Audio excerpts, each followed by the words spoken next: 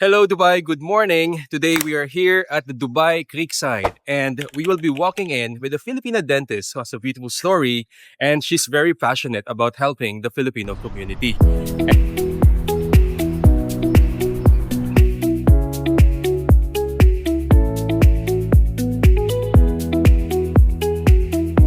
Well, my friends, it's all meet Dr. Cristel. Good morning. Good morning. Good morning. And thank you for waking up early in the morning for doing this. Shall we walk? Yes. Tara. So, Dr. Cristel, for those who are meeting you for the first time, pwede mo bang i-introduce ang sarili mo about what are you doing here in Dubai? I'm Dr. Cristel, one of your dentists here sa Dubai. Ilang taon ka na sa Dubai? Okay. Bali 6 years na. 6 years. 6 years. Okay. And I've been practicing for 13 years na. 13 years. So, before pandemic ka pumunta sa Dubai. Yes po. Taga saan ka sa atin? Cavite, Cremona. Taga Carmona, Cavite. Kapitbahay, taga Binyan, taga Pasita naman kami. Yes. Yun. So, since then, Dr. Cristel, you are already serving, I would assume, a lot of OFW patients. Yes po. Tama ba? Even when I was in the Philippines actually. Kahit sa Pilipinas. Yes po. Yeah. Yung mga patients ko from US, Canada, and even here in Dubai kasi before, Oo. kakaunti lang yung mga Filipino dentist here. Oo So, nga. ang nangyayari is, hinihintay ng mga OFWs na makauwi sila Bago before sila magpa-treat. Oo nga, ano. Totoo lang yan. Kasi I think there is something that gives you a different kind of connection pag Filipino yung dentist. Eh. Yes. Yeah. So, what were your parang initial observation nung pumunta ka dito and then you started to cater to Filipino patients? May mga challenges ba? So far naman, okay naman siya. Actually, ako naman kasi I admit na hindi ko kayang gawin lahat.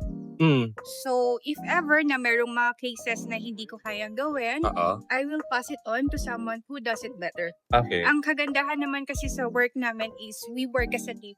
Oo. Walang competition. So, That's nice. sharing lang ng ideas and helping each other. Oo. So, 6 years you came here sa Dubai, nakita mo na rin, and I'm sure you've been doing or living the OFW life. Interested akong malaman kung from the dental point of view, meron bang mga lifestyle habits ang mga OFW that affects their dental care? Meron, of course. One of it is yung frequent na snacking. Okay, Tama ba? guilty. I am guilty. Yeah, oo, totoo, no? Kasi we eat more than 3 times a day eh. Tapos yung in between Yes. yung mga snacking. Bakit? Bakit ka Even snacking? yung mga foreigners ko na kaibigan, they were Oo. asking like, they have workmates na Filipino, so they kept on asking me why every time you're kabayan, they always eat every Oo, time, like there's no definite time. Yeah, I mean, that's not a surprise to me. Pero what's surprising is nakaka-apekto pala sa dental health.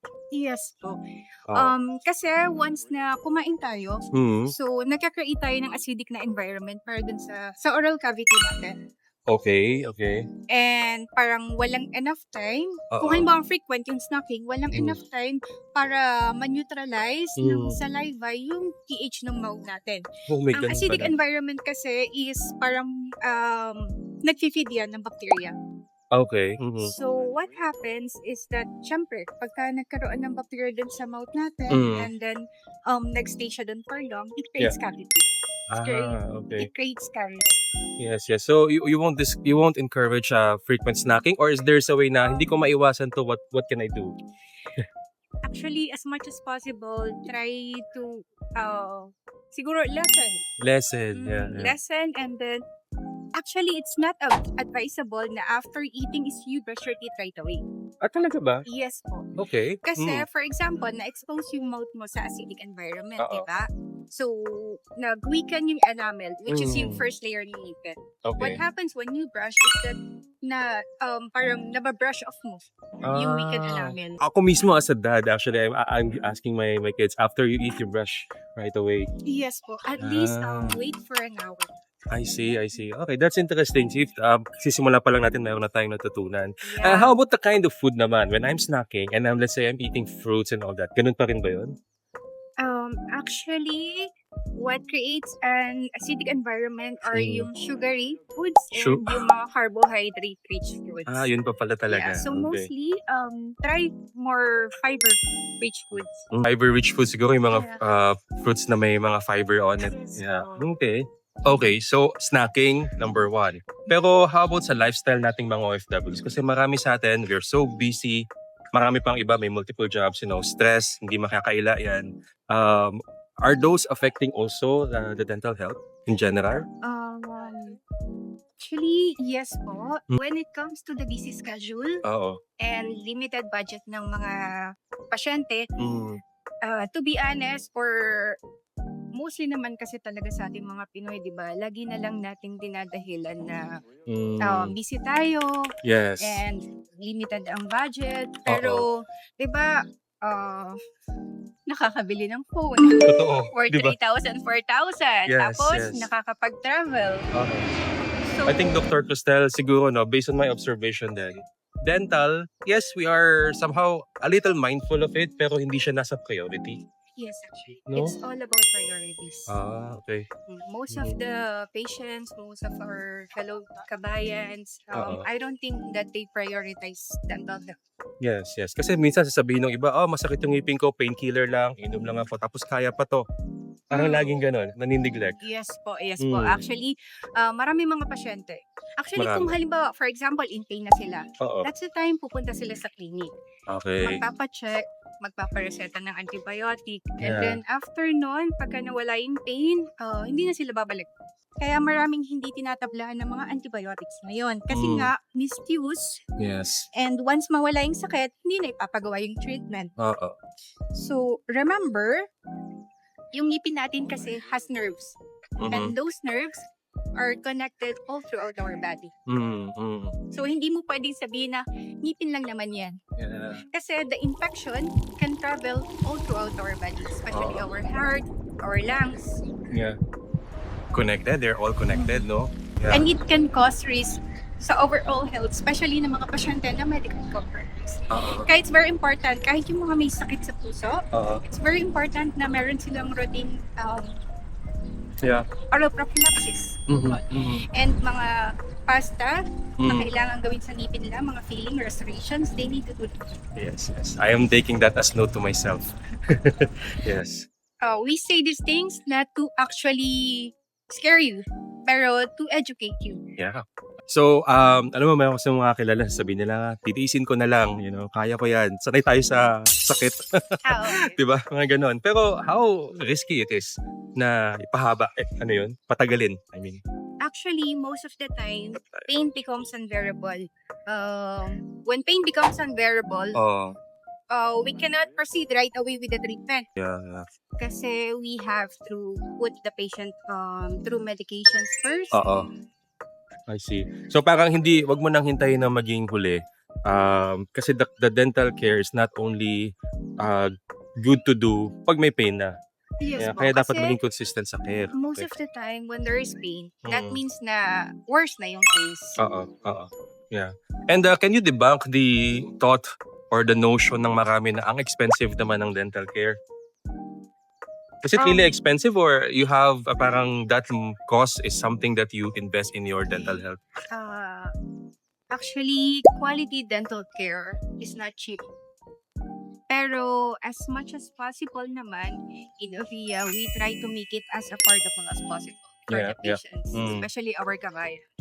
And I think in Ovea, it's not just like a one-time visit and then that's it, right? Kasi Yes. Doc, when I was there, di ba, I was talking to you, it's all about, okay, what's your plan for my dental health? And you ensure na hindi lang siya one-time session because I'm now testifying in a way kasi based on our initial session, parang, okay, there's something more pala that we need to do. And you kasi pag bumisita ako, it's not transactional guys. When I say it's not transactional, it's not okay, you come here, do your treatment, and you go. Parang palagi merong additional parang advice in terms of care, dental care si Dr. Stel. Yes. Kasi for us, we prioritize care more than money. Care more than money, right? Yeah. Alagang family sa Ovea nakalagay. Yeah. So Doctor, anong pwede mong sabihin dun sa mga kababayan natin who have been postponing their dental visit for years? Minsan, kaya masakit is dahil napabayaan na. Yung iba, nagko-complain, masakit daw yung linis. Yung linis? Yes. Oo, sa linis It's na. because yung case is napabayaan, masyado nang malalim yung dumi. Oo. So, in order for us to properly clean, Oo. we need to go deeper. Ayun. Reaching the sensitive areas of the teeth. Mhm. Same goes pagka nagpapasta kami. The Yes. more na mas malalim yung sira, the more na mas makakaramdam ka ng sensitivity. Oo. Kaya pala importanteng you do your regular care sa ngipin natin. Parang relasyon din yan eh. Kung pinabayaan mo, pag tumatagal mas mahirap, mas masakit habang ginagawa. Yeah. Saan kanila pwedeng bisitahin, Doc?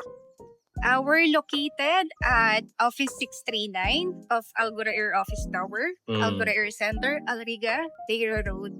Alriga Road, Alriga Deira, Road. Dubai. Yes. Dito lang sa Deira kung saan marami rin tayong mga kababayan na nag-i-stay mismo. So hindi nyo na kailangan lumayo. Yes po. Yes. We're open 7 days a week from 9 a.m. to 9 p.m. Yes, so that's good news, especially for the families na can only visit over the weekends or during the weekends. You have 7 days to choose from, right? And 9 a.m. to 9 p.m. So 12 hours a day. That's good news, Dr. Stel. Pero meron lang akong gustong ihabol kasi when my kids learned na I will be walking in with the dentist, alam mo, unang tanong nila sa akin, Daddy, can you ask the dentist if tooth fairy is really the same? If tooth fairy is real? Ano ba sinasagot mo sa mga bata every time they ask you that?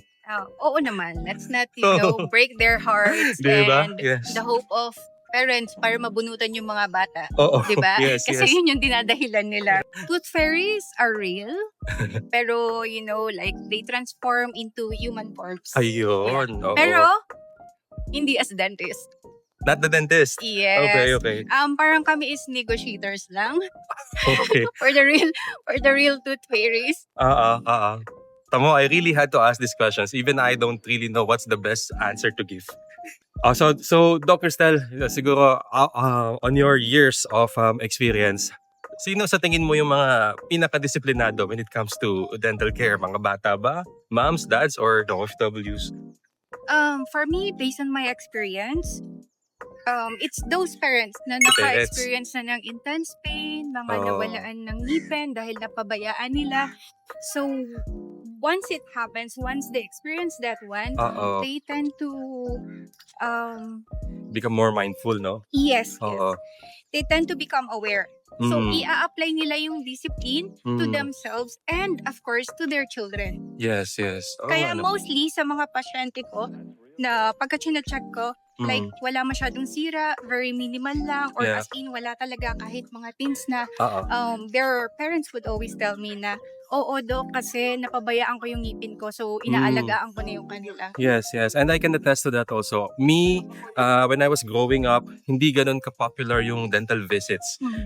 Budget is one of the factors why. And hindi rin ganun ka-popular kasi sa culture where I came from. By the way, from Laguna din. Yeah. Kaya sabi ko ngayon, we're more exposed to information about better dental care. Doon ko binabago sa mga bata yung mga hindi ko nagawa during my childhood days. Thank you so much, Doc, for taking time this morning to tell us more about what you do and eventually to encourage our kababayans dito sa Dubai to take extra care of their dental health, right? And guys, do visit Ovea Clinic for consultation. I'm telling you guys, it's not just about a one-time thing, as I was saying earlier. When you sit down with Dr. Stel and the rest of the dentist, you will be given much attention that is required actually to learn more about the right treatment for you guys. Okay, so that's it guys. Maraming salamat. God bless. Bye-bye.